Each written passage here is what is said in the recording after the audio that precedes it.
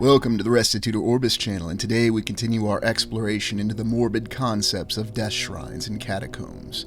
Today we take our explorations to the New World, or the Americas as it's called, and regardless of which term we use, there's a dark, insidious secret hidden in the land here. Come join me.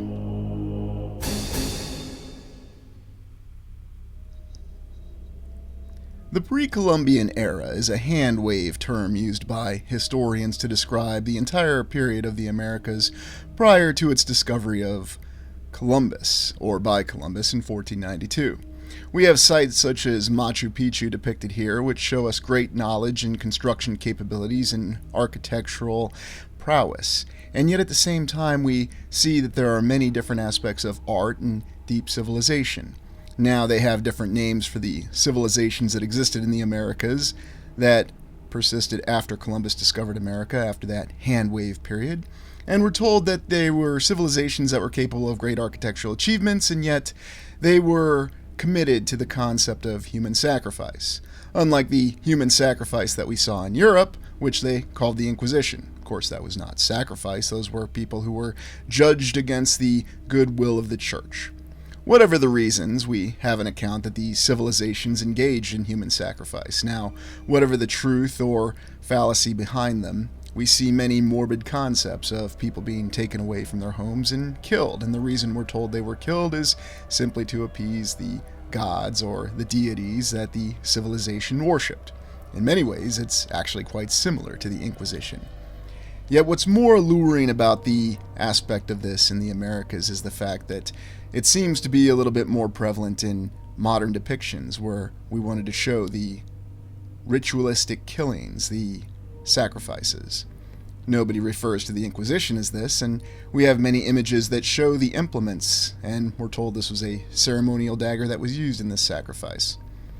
The actual existence of these civilizations, though, the Mayans, the Incans, and the others, the Cahokian civilization, they were capable of great architectural feats.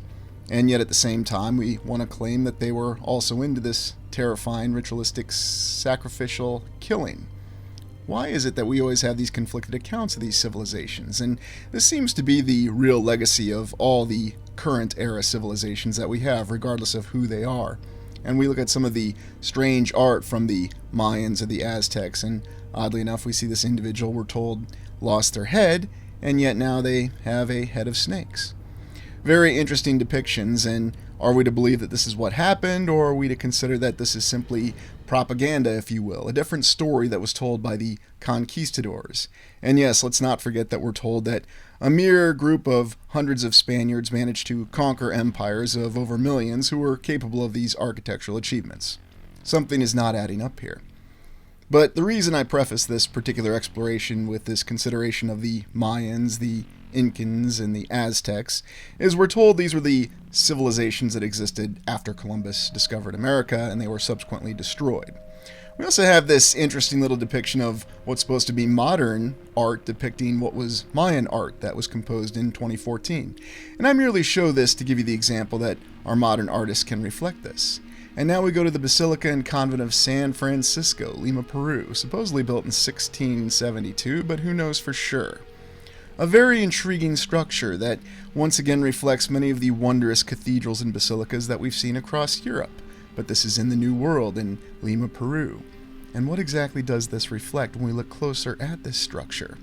We can see the fine detailing of architecture, and this matches many of the great structures that we've looked at in Europe, exclusively Portugal and Spain, and we're told that they had all the time in the world to complete those constructions there.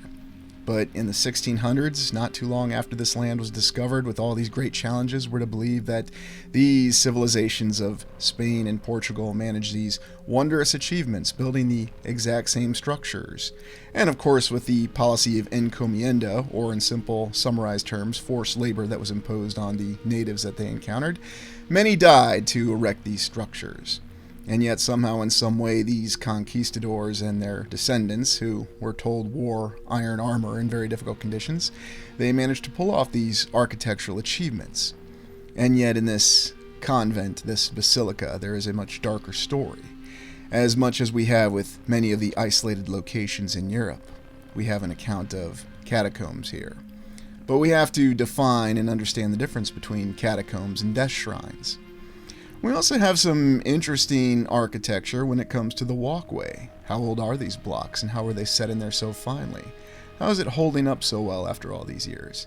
The interior of this basilica and this convent is no less impressive. Very advanced construction techniques with fine geometric precision and many different arches. The same signs that we've seen in structures across the land. So while we have the account that the quote-unquote New World was discovered later and had a different form of civilization imposed on it according to the official history, we still see tremendous architectural achievements. And perhaps what we're really looking at with the Mayans, the Incans, and the Aztecs and their architectural achievements are indeed something from a previous era even that somehow managed to survive. Or maybe what we were seeing was the very height of the previous civilization. The same peoples, but who do we actually give credit for who accomplished these structures? What we do know is that they're still standing, and they definitely point to a grandeur that we don't expect the people of this time to be capable of. If the Spaniards and the Portuguese were limited to simple horsepower and simply trying to survive after conquering these mighty empires, then why didn't they simply repurpose the existing structures? Why would they bother building these newer structures, according to the same diagrams and plans that they had over in Europe? No, there's something much more to this story. And what seems to be a more plausible explanation is that we have, once again, the concept of civilizations building on top of other civilizations. But the timeline doesn't make sense that we're actually given. What would make more sense is if the history occurred as we're told for the Spanish and the Portuguese to simply repurpose the pyramids that they found, to simply repurpose the structures. We even have famous individuals that are allegedly buried at this convent, this basilica in San Francisco and Lima. But who exactly were they? Did these people really exist, or are these just merely idealized paintings to give us the idea that there were famous individuals, and to give us something to focus our efforts and research on so we don't step back and look at the true account of San Francisco and Lima, Peru? Indeed, there seems to be something much more insidious behind this particular structure. And when we consider what it's really known for, we suddenly find another account of older diagrams that show us that the structure has been around. Was it really built in the 1600s? What actually was its construction date? Even the architectural style they tell us that it was inspired by is a conflicting account. But what is so incredible about this particular structure? We have what's very clearly a structure we'd expect to find in Europe, in Peru. And it does have catacombs. Now, to be specific, catacombs are where bodies are buried. It's quite as simple as that, and a catacomb itself does not necessarily reflect the death shrines that we looked at in the exploration last week. But as you poke around in these catacombs beneath this basilica and this convent, you find that there is a much more insidious account, and you'll find that there is indeed a death shrine in this catacomb, another artistic display and depiction of human bones. And many questions were asked in other explorations, including the one last week, about the origin of these bones. What kind of effort had to be put into actually creating this death shrine? These bones all had to be completely cleaned off of human flesh and the remnants of the deceased.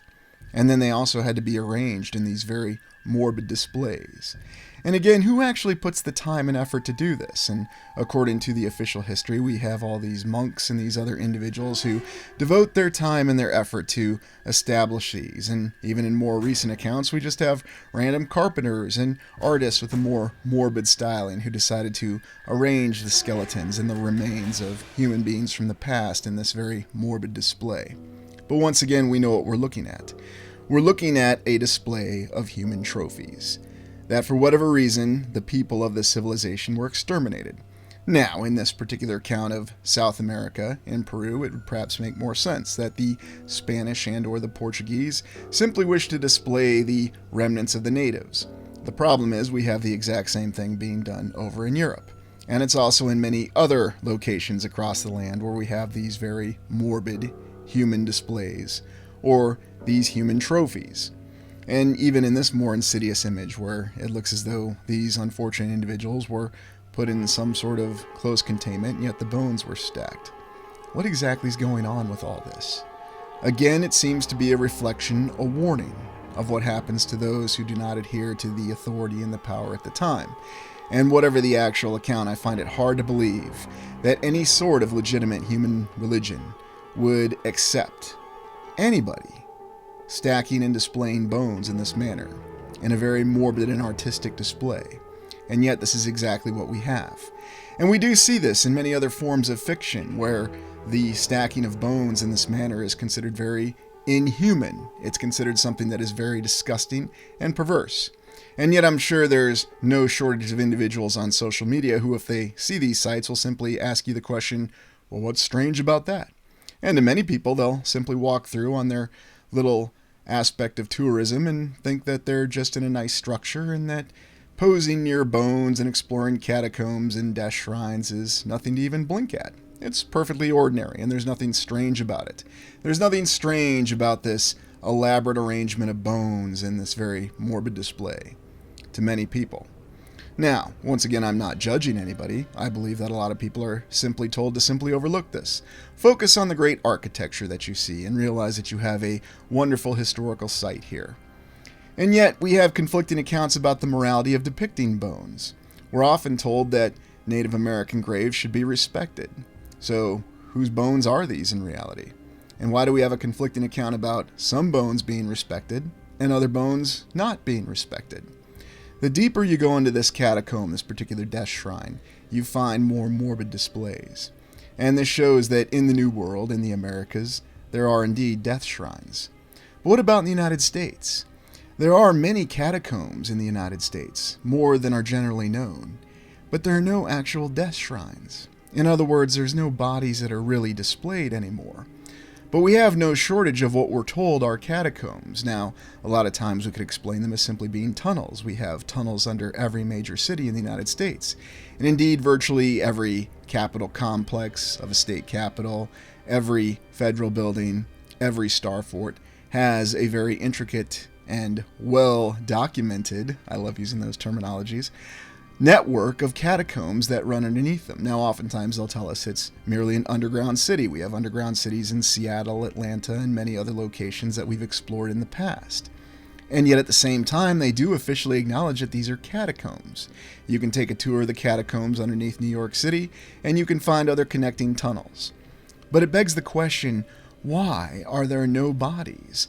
Why are there no death shrines? The official explanation will be given is that because the United States is so new, apparently a little newer than what we just looked at down in South America, that they didn't prefer to use catacombs, even though we're then told in a conflicting account that, yes, these are catacombs. These are supposedly tunnels that are underneath the Iowa State Capitol. I can confirm that there's some of them.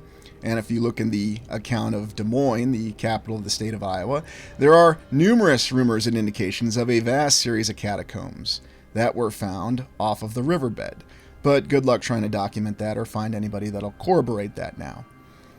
But whether the catacombs in Des Moines existed or not, we do have an account of many other catacombs under many other major cities that still exist to this day. And indeed, we did explore some of the catacombs underneath Indianapolis and Tomlinson Hall, where we had that lovely story of that pigeon that dropped a cigarette and that caused Tomlinson Hall to burn to the ground. Fortunately, the structure and the catacombs beneath were unaffected by the fire, so it seems as though there is a location that could survive a fire. But you can find many different, interesting aspects of infrastructure that still exist to this day that give you the perception and the indication that there were indeed vast catacombs, and catacombs that were larger even than the ones we looked at in Paris. And here, looking at the imagery of Tomlinson Hall, we're supposed to believe that this structure simply was burned down. Yes, of course, because the fine pillars of the structure were actually made of wood, and there are many people that simply accept that explanation. I do not. I find it rather absurd, but everyone can come to their own conclusions. I'm simply presenting what we're told and what we see with Tomlinson Hall in Indianapolis. And the reason that this comes to mind is that because of the fact that once Tomlinson Hall burned down, the only thing that's left underneath it are the catacombs. No bodies to be found. But you'll have conflicting accounts on that. There are bodies that are actually hidden beneath the catacombs in Indianapolis. There are other morbid displays that are still alluded to. And interestingly enough, we do have conflicting accounts again from the United States within these catacombs. Was this merely a foundation? Was this a tunnel system? Was this some remnant of the previous civilization that survived? Or could there be a much more insidious explanation for why we find no death shrines or displays of bodies within these vast catacombs? It's very strange that we're told these are catacombs, though. So it's as though someone wants to give us the impression that yes, death did occur in the United States, but it's simply explained by the fact that this was how they decided to dispose of remains. And in the United States, we're told that they have a much more greater focus on having the dead buried above ground, or at least within the ground, and then within crypts that are above ground. But then at the same time, everywhere you go, you'll find these tunnel systems. You'll find these crypts that are underground, within the ground. You'll find the remains of great underground cities beneath the aforementioned Seattle and Atlanta. So it seems to be conflicting accounts. It's as though we're supposed to be confused about what's really going on in these catacombs. And yet we find one of the most alluring and insidious mysteries so far that we've come across in this alternative research that we've done on this channel. It seems as though these catacombs are more extensive, but no death shrines. Why? Perhaps it's because we weren't supposed to ever see the remains of the human beings that were actually in these catacombs. And whatever bodies that we have in them now are something that have been placed there more recently. And why is that? What is the alluring mystery behind why we were not supposed to see the bones within these particular catacombs? We have many different conflicting accounts in the past of different types of human beings that resided specifically in what is today the United States, Canada, and northern Mexico. Now, can we be certain as to the geographic range of these different types of human beings, or is this just a legend, a myth, or a rumor? All could be true, but we do have numerous clues and numerous indications. There's also extensive cave systems that are more extensive in the United States than in many other locations. Again, even in Iowa, we have a very vast cave network, the Macocata Caves, but it's not just Iowa. You can go to Missouri, you can go to New Mexico, you can go to Kentucky, and you'll find some of the largest cave systems in the known land. And oddly enough, many of these cave systems are well developed, with developed concrete walks in them that we're supposed to believe were constructed by the WPA in the United States because there was nothing better to do during the Great Depression, or whatever silly account we have of how the infrastructure within these caves or these tunnels was actually established. And yet it points to something that's being kept from us. It points to an insidious secret that we're not supposed to know. What happened to the bodies in these catacombs? There was a reason not to display the bones in the death shrines in the United States. It seems as though we weren't supposed to see them. And why is that? Because if we actually saw the remains of these human beings, or perhaps this entirely different group of human beings, we might have uncomfortable questions about it. It might not be so easy to explain. For example, we have the well-documented concept of elongated skulls. Now, there are many different explanations that are given to us about why some human beings have elongated skulls, and yet in many different artwork and many different depictions from different civilizations, we do see the concept of the elongated skull. We also see the concept of a variance in scale. Now again, you'll simply be told that these are merely children and this is an idealized image. Yes, an idealized image with this fine geographical precision and depiction on it. But yet you'll find many different scaling within the beings. It indicates that either there were giants in the past, or there were very, very small people in the past, or both and all the above.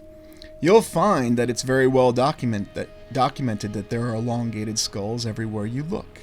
And there's explanations for it. Like I've said, it was simply a mark of society. It was something that was imposed on the people to give them that sign of nobility, or you'll have other explanations. It was some sort of genetic abnormality. Just look to the science and it will come up with any great explanation. It sort of reminds me of how they look to the science to provide technobabble to get themselves out of any difficult situation in the more recent Star Trek series. But it seems to be that there are more documented cases that we just simply can't ignore. And there are multiple sources and multiple indications, not just from our current mainstream science, but also from our religious texts and other histories that we have, that give us the indication that there were different sorts of beings in the past. And it's not something that we can ignore. And so if we take that conclusion and we apply it to why we have vast empty catacombs in the United States, then suddenly we have to consider the question, along with all the rumors that we have, Were there different sorts of beings in the distant past that were in these catacombs? Or is it some other conclusion? Is it some other secret that there was something terrible that happened to these beings in the United States? Why is there something that seems to come up about our focus on the United States? Is it because the particular geographical area has different rumors associated with it? Or is it because that in the plan for the layout of the civilization of the Fifth Era, our current era, there was a special purpose behind the United States? What's the United States tend to be used as right now? Well, it is the primary military power in the current world or order of the land. But why are there so many strange secrets? Why is it we have all these expectations and perceptions in the United States about the limitations of building capabilities, the rapid rise of the civilization, and then of course back to the catacombs? There's also the rumor of giant sets of bones in many different locations across the United States. And while we've only touched on the concept of giant human beings, there are rumors. Now, oftentimes they're dismissed, and the very same scientific figures of authority will tell us that it's simply impossible. It is physically impossible for large human beings to exist in the past. But 65 million years ago, it was completely possible for megafauna such as dinosaurs to exist and roam the land. It was a very different environment, and that may all be true. But why do we have all these different examples in many different sources that depict completely different kinds of human beings? It seems to be there's more to this, and we can also point to a discovery in Atacama of the Atacama skeleton in a desert in Chile. And you can see the actual size on this in this particular image, and the official scientific explanation behind this small skeleton that was found by a Spanish businessman is that it was merely a human fetus that had some deformities, although there are other examples of this very small skeleton that exist. Now, you can certainly accept the scientific explanation that that's exactly what this is. This was an unfortunate human fetus that was mummified, and maybe we're not even looking at the real, actual, authentic skeleton. We just don't know. I mean, I can certainly assure you I do not have this artifact sitting in my house right now, but it's something to consider when we have official accounts that tell us that this does exist, and this was analyzed by the forces of science, and they tell us that this is an aborted fetus. So be it. Or not an aborted fetus, but a mummified fetus. But when you look at it, it definitely gives you indications that something else may have happened. And this is just another example of the conflicting accounts that we have of different types of human beings. And indeed, if there were different types of human beings in those vast catacombs across the United States, and their bones all had to be removed or destroyed, imagine the effort it had to take to remove the flesh and arrange all these bones. Now imagine the effort it would have taken to remove all the bones completely. We suspect that there was technology available that could completely destroy the buildings and render them into dust. Was there also a technology that could also render the bones into dust? You look at the different examples of the possibilities of different types of human beings, and you look at the many scientific explanations, the technobabble explanations, or whatever you want to call it, that gives us the actual result for this. And yet we see too many similar and repeating themes across the land, regardless of the official historical account we have. So what's the final explanation? Are there really human beings? Is there something else out there? Or is there something more? That's something that we have to consider, and it's something that we have to constantly be aware of with what we have available. The U.S. prefers cemeteries, and we consider the vast accounts of many different U.S. cemeteries that are across the land, and even the asylums. The asylums themselves have many great cemeteries, and at the same time, we're given different reports that they buried many bodies in each of these grave markers. There could be anywhere from 20 to 30 bodies in each of these particular markers. It's very morbid. In some locations, they even use these little coins. So how many people were sent to these asylums, and how did they meet their untimely demise, and what happened to their remains once they did die? We even have accounts from the United States Civil War of vast amounts of deceased soldiers who were buried in mass graves, but then we're also told that they were exhumed and then reburied in individual graves. It's very strange. It's very strange that we have all these accounts of these cemeteries in the United States and conflicting accounts with this in catacombs. So indeed, we have to consider the overall number, the population, how many people actually perished in each of these asylums. But then there gets to be a little bit of a darker clue with all this. The real dark secret behind the Americas of the New World. The asylums were everywhere across the land. But what was their original function? What was their original intention and purpose? Were these originally concentration camps, as we see them, a place to send people who weren't going to integrate in the new society, the order that had arisen in the current civilization, one that had overthrown the previous civilization? And that these were merely places to send those who would not integrate into the new society, for them to be isolated and then eventually removed in any way, shape, or form, whether that was through a physical death or whether that was through torment and other terrifying things. There's a reason why we have such a terrifying legacy with the asylums. And yet at the same time, when we step far enough back and we look at the asylums and we look at other sorts of institutions, we can see many commonalities with the way they're laid out. Indeed, we know what these asylums really are. They're actually compounds, a series of buildings that all seem to have similar functions.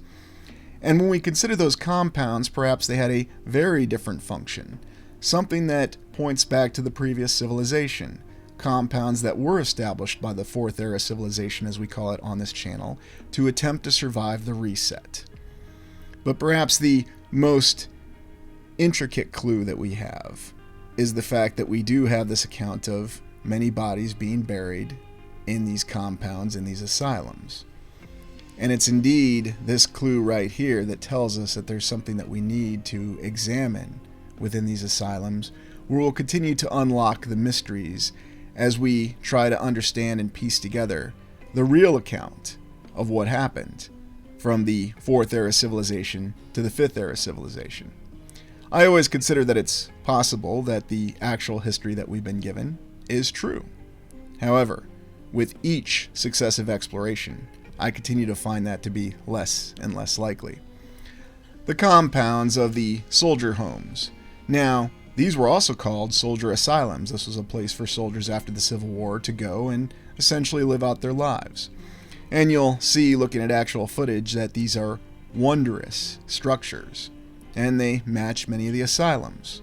But would you be surprised to know that the compound layout of all the asylums, all the hospitals, and even the great public institutions of the United States are all very similar?